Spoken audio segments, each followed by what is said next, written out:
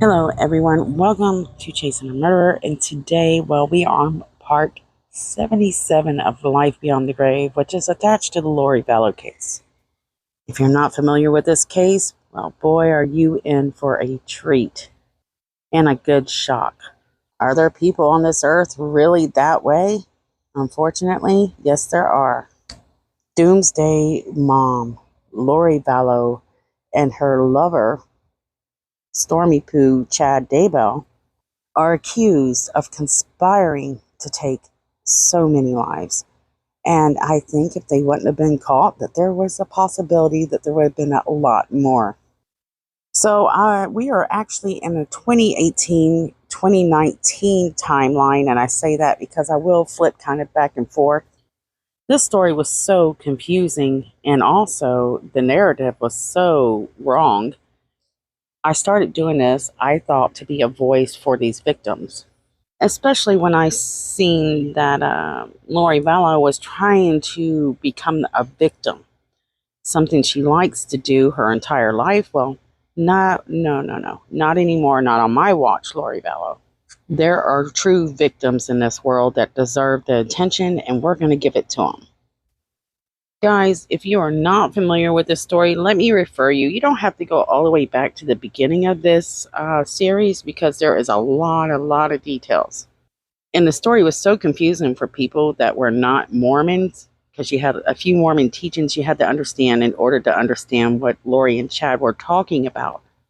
But even if you learn the Mormon teachings and doctrines, it still isn't completely 100% following them.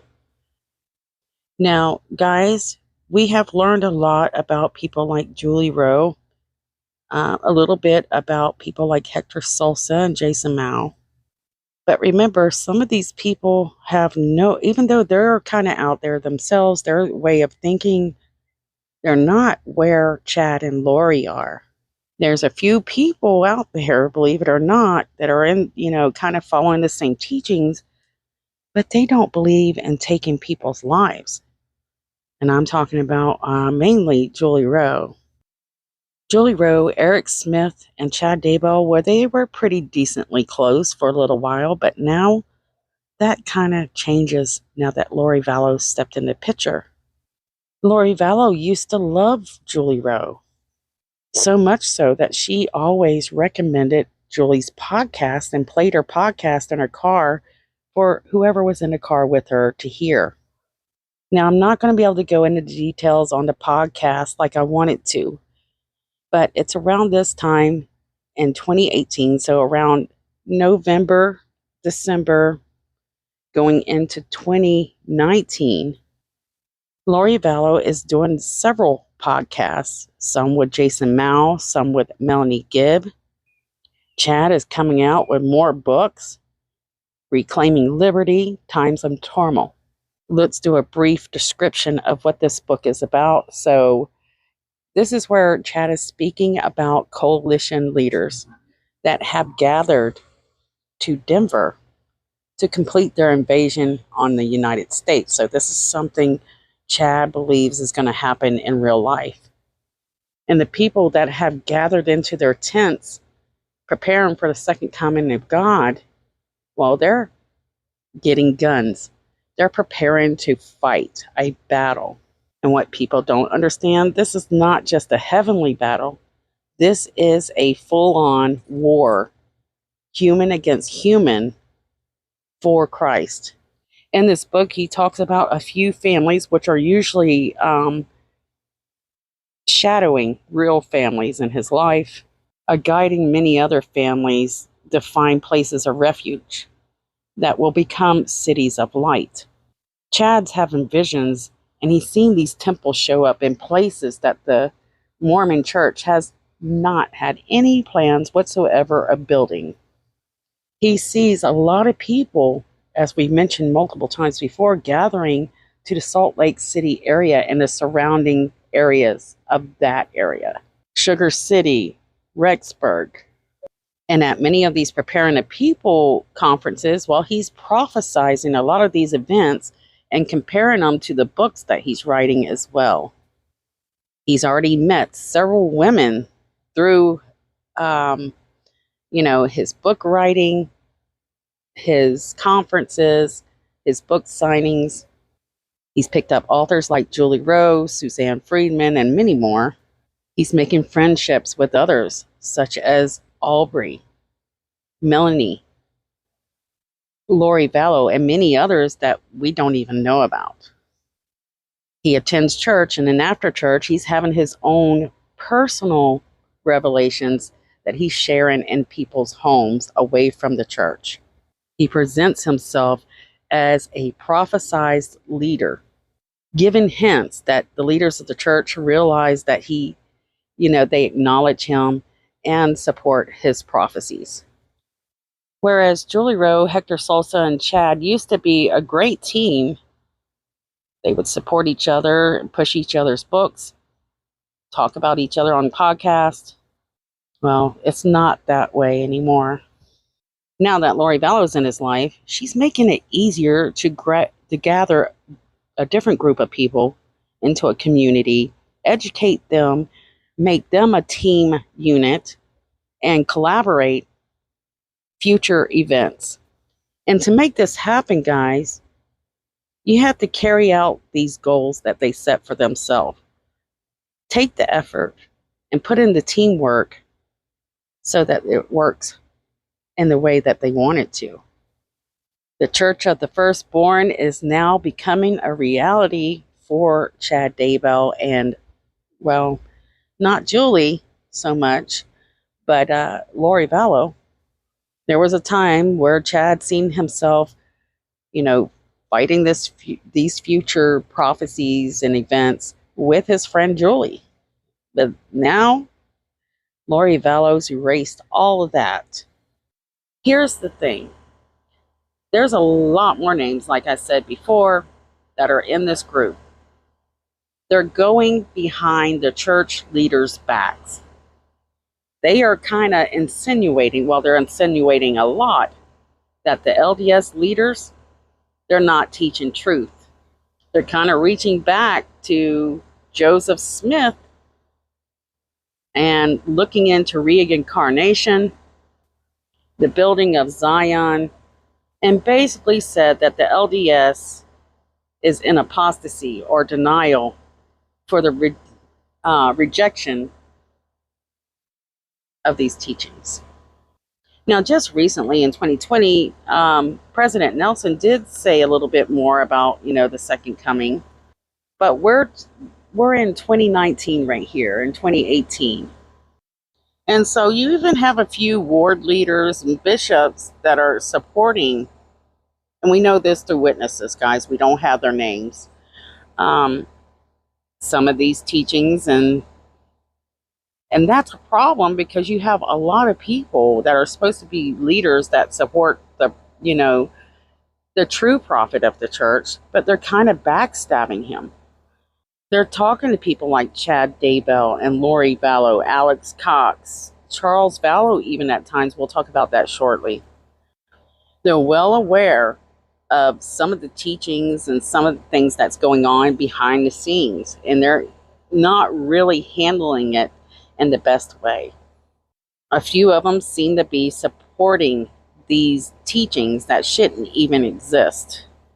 Many of these people go to these leaders in these smaller communities, and they're making complaints about other people that believe basically the same thing they do, but they're trying to get them excommunicated.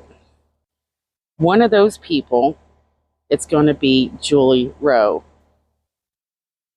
Even Lori Vallow, Alex Cox, and Charles Vallow, they will all go to these little community leaders and make their own complaints. In fact, we'll go ahead and mention this here, and if we mention it again, it's okay. Charles Vallow is becoming so concerned with this group of people that Lori Vallow's hanging out with, and the fact that she's always at the temple and she's hardly ever home anymore. He will go and talk to a few of these ward leaders and stuff and say, hey, look, I think we need to take her temple recommend away. Now, Lori Vallow, she's made it very clear that she is following a lot of Joseph Smith's predictions and teachings. And remember, he said that the end, well, you'll have signs through a comet or a planet that aligns a certain way. And trust me, they are not the first Mormons to go rogue and start sending all kind of fear among the community around them. There's been many more that have done this in the past who predicted end times only to be wrong. Even the church has hinted, a little bit about end days and preparing, but never once has it ever come out and say the time is now. Now, I did notice that Chad seemed to favor another guy that liked to give out predictions. You'll know him as Roger. In the year of 1999, two guys, Roger and Chris, they write a book called Behold the Fig Tree. They teach people that, here are the signs to look for on the second coming, and this is what you might experience. A few gathering spots that they mention are in the Rocky Mountain, Utah area, and the city of God and his Christ will be established, a city of light upon the hill for all the world to see, and it will be the center of the promised land. And God will demand, go ye out of Babylon, gather ye out from among the nations, from the four winds, from the one end of heaven to the other. Go ye forth into the land of Zion, and the city of Enoch will return, and the righteous will actually fall upon each other's necks and weep for joy, and they will be of one heart and one mind. So you can see here, there's more that I could share, but we're not going to have time, guys. I wanted to. I have it here. I just can't. So, there's more than Chad and Lori that are out there, teaching these things. The sad part is Lori Vallow. She is on these few podcasts. And like I said, we're not going to be able to go through the podcasts. I'm sorry, guys. On one of them podcasts, she mentions something that's very important. She mentions that the children must suffer. And they must suffer before we can finally start living in joy alongside our Father and Creator, Jesus Christ. Lori seems to talk a lot about death. The second coming also seemed to have a lot to do with death. She talked about death a lot, along with the next life, and how great the next life is, and how it's going to be perfect, and how her kids won't have to suffer in the next life. Lori's brother, Adam Cox, is actually a witness to that. So right now, Lori is building up a new character. This character she refers to as a warrior of God. And they're talking about these things in the podcast. In fact, she'll talk about being a warrior for God in Jason Mao's podcast. And along beside her are other women that she's convincing that they are two warriors. Now, around this time, I don't have the exact date right now, guys, but Chad tells Alex Cox that he is his sister's protective angel.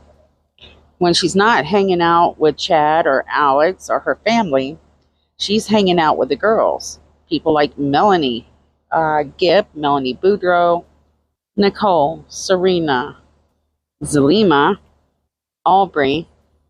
And instead of going to the mall to go shopping for shoes or a dress, they're meeting at the temple.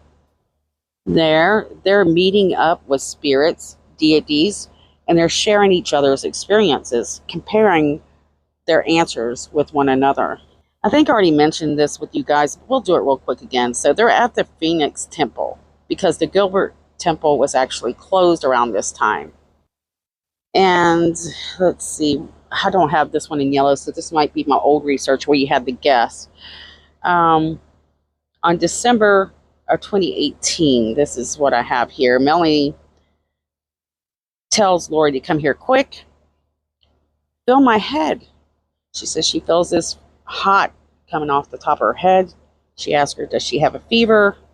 And Lori says, it's happening. We don't know what's happening, but it's obviously some kind of, most likely, translation or connection to God.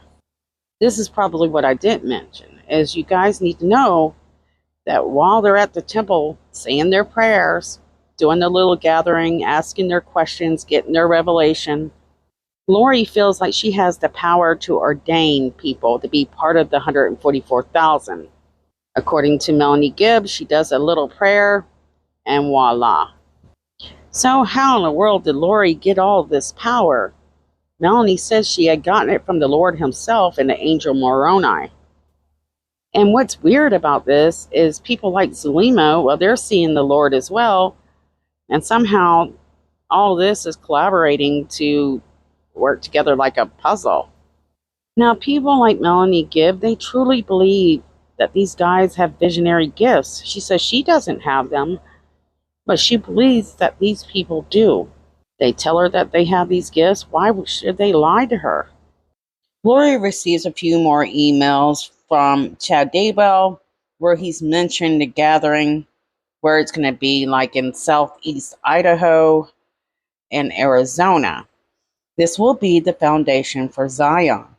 He also claims to be James the Just, or a variation of James, brother of the Lord, the brother Jesus. He was an early leader of the Jerusalem church, died as a martyr in AD 62 or 69. And James, well, he's well known among the members of the Church of the Jesus Christ. And they see him as a significant passage that led young Joseph Smith to seek the truth from God. These people are referred to as the doers of the world, not the hearers. Supposedly known for short sermons that emphasize righteous actions above the verbal profession of belief, James taught that the true faith is a manifest of one's works or actions.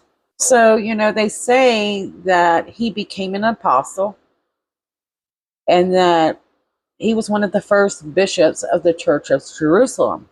I collected a lot of information on this for you guys, but we're not going to be able to go through it right now. Maybe later. So remember, a lot of people, they're coming to the Rexburg area because, well, some people refer to Chad being the reason that they come there. People like Nancy and Michael James. Ironically, Chad is speaking at the Preparing the People conference and saying, hey, yeah, this is the area to be. This is a safe place to be. Nothing bad will ever happen here. Oh, boy. Funny thing is, they're saying Preparing the People and Melanie Gibb, they were really trying to save Preparing the People's behinds, saying that they didn't know Chad had planned to do all this. What do they expect when they're teaching that kind of fear and as if this is happening now? Now, during this time, Lori's having a very difficult time with her children. Even refers to Tylee using the B word to describe her mother. Tylee is described as being a quite difficult child. She doesn't like anyone. J.J. Vallow is described as being a difficult child. Lori seems very overwhelmed. But Tylee is wanting to go hang out with her friends because she doesn't want to spend her life babysitting JJ anymore, and that's all she's doing while her mother is never home. According to the schools that JJ go to, JJ is actually kicking and screaming going to school. And as I look deeper into the story, I'm thinking around this time, this speculation, guys, that her children were just taking up too much of her time when she started getting in with this group of people that offered new opportunities like writing books, doing podcasts. Charles is never home. Well, these kids are getting in her way. She seems lonely, having a mental crisis plus a midlife crisis, and believes the world has come to its end. Voices are waking her up at 4 o'clock in the morning. She's not sleeping much. Not only that, she's always in constant communication through her phone with a lot of people like Zulema and Melanie Gibb. Then she has her children. Can you imagine? Just, she's not even working. It sounds hectic. It's a bunch of nothing. Just her social life would be overwhelming to most people. And Lori is teaching. We don't know if she truly believes this, but she acts like she does, that she has to prepare for these end days. Lori's not cooking dinner for the children. She's not really there for the children like she used to be. Her belief system has become increasingly extreme. And these new group of friends surrounding her, well, they're not helping the situation. They're actually helping her. Now that Joe Ryan's gone, she's become completely obsessed with something completely different. She's very interested in ranking people either light or dark, learning what past lives that they lived, who their identity is, looking to see if they have a contract with God or Satan. Now they're giving people vibration scores. Soon, they'll rank them on their trustworthiness. This means it's just a manipulation tactic to make people want to be trustworthy to them so that they're ranked higher. But once your vibrations get up there, you will be deemed a translated being holding special, special powers. And guys, I have that another piece here where it looks like, well, Justin Lum, I think he got his hands on this one as well, where she got this email for the 7 missions to accomplish together, which we'll probably go over again, but basically, they're going to have to search for presidents for the Church of this Firstborn. There are also people like Chad Daybell seem to be summoning spirits at the temple. So, as well as Lord, I mean, that's basically what they're doing. They're summoning for the Lord, the angels, whatever spirits they're talking to come to them at the temple. So, kind of like a necromancer. Sounds straight out of Dungeons and Dragons in the video game, no doubt. And it appears that Chad and Lori have been dabbling a bit in dark magic practices, meaning that they're using magic and spirits to manipulate everyone around them. And it's disguised as their faith. You really don't hear Chad mention a lot about angels or Lori, really. They converse commonly with spirits. Now, something I forgot to mention is when Lori Vallow meets all these people she's speaking with, she's immediately a victim. She's always a victim. Her life has always been hard, although she's never really, especially since she's been with Charles, had to deal with anything bad. She was living a very comfortable life with a man that loved her more than anything else in this world. But to everyone else, she's a victim. Her life isn't going the way that she felt it should go. She says that every decision that she makes is a consequence for what's happening right now. Something that you've heard her talk about in a podcast. And something that is very meaningful to Lori seems is to learn from her mistakes.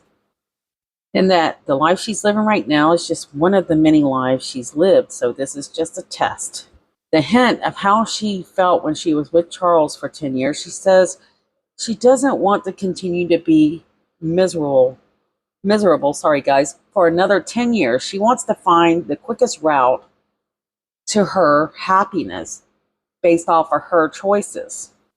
So it seems like she wants to take this shortcut in order to live life the way she wanted to live it in the first place. Basically, she don't have to deal with the consequences of her choices. So what's different of what she's wanting right now compared to just a year ago or a few years back? These podcasters, these authors, and preparing the people, she wants to be involved with that. And Lori doesn't understand, why does our life, she's talking about Melanie Gibb, stink so badly? What did we do to deserve this life? And guys, I really can't figure out. The only thing they had in common is both of them, they didn't work. They stayed at home. They both got bored with their lives. Instead of trying to fulfill that boredom, they went extreme. These women had good health. Good health. They were financially okay. They had families, people that loved them. But in these podcasts, they're talking about how terrible their lives were and just dragging them down. They prevent them from experiencing joy and God. And I didn't understand it. There's tons out there they could have done to help people. They didn't have to just do podcasts. They could have helped orphan children, fed the homeless. So this must not be the real reason for their complaints. In the podcast as well, Lori goes on to mention her ex-husband, Joe Ryan, and how he caused her so much grief and misery the entire time she knows him. And she says this is what she needed in order to become the person she is today. Research this, and the truth is Joe Ryan was the one going through hell, not Lori.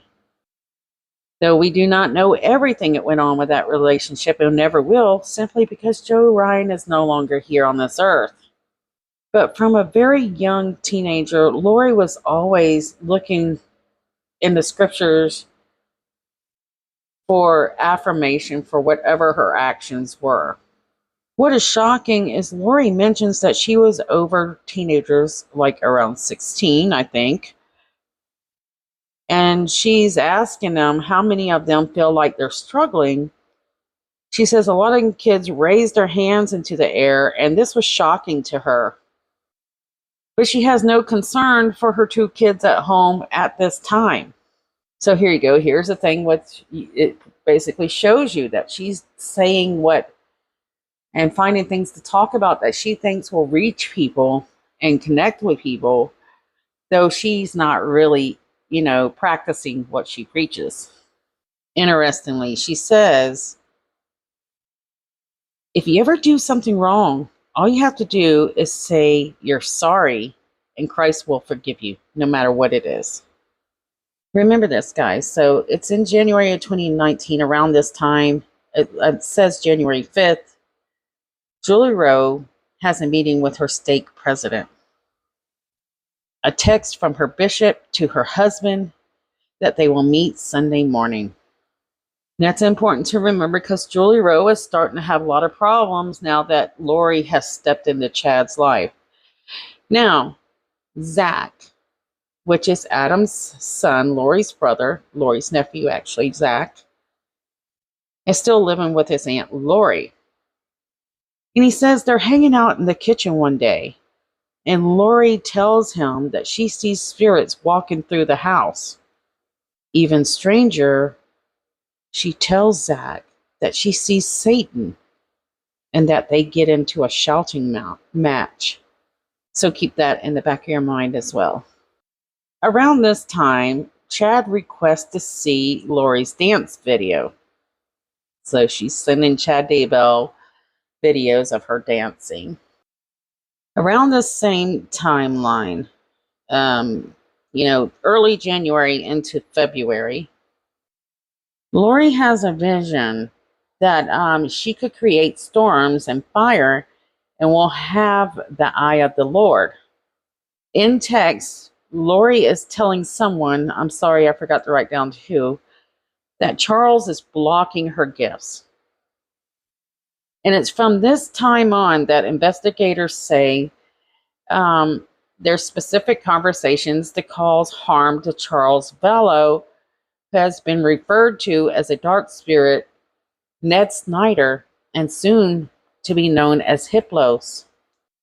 Charles is starting to discover, these little emails or these little videos that she's sending to Chad Daybell of herself dancing. Now, remember, Lori says that she's not technology savvy. That was hard to say. And she didn't delete the email from the sent folder. So Charles discovers all this kind of stuff and, well, it just doesn't go good. In January of 2019 as well, Zulema tells Lori that she is Lori's protector. And pretty soon, Chad and Lori will start using portals that they put in closets or other rooms for means of spiritual communication,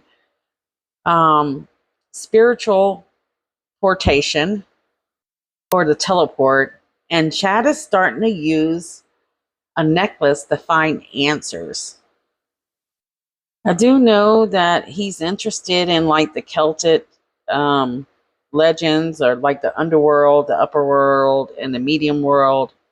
Though I never find out which portals he's, really referring to. But however, there's some portals in some energy code teachings. So something like spirit energy. Now, these teachings that Chad is talking about, like portals and pendulums, he didn't really share these teachings in the official gatherings or groups. He would instead, take people to the side and teach them one-on-one. So would Lori Vallow. According to Melanie Gibb, who was a very close friend to Lori and somewhat Chad, she says she never really believed 100% in their teachings. All right, guys, I got to go real quick. Thank you so much for watching. Please hit the like button, subscribe, hit the notification bell if you'd like notifications. And also, if you like my work, you can donate to Chasing a Murderer Patreon. Don't forget about these missing girls. Their stories are still silent. I wish I had time to do some updates. Love you guys. See you guys soon.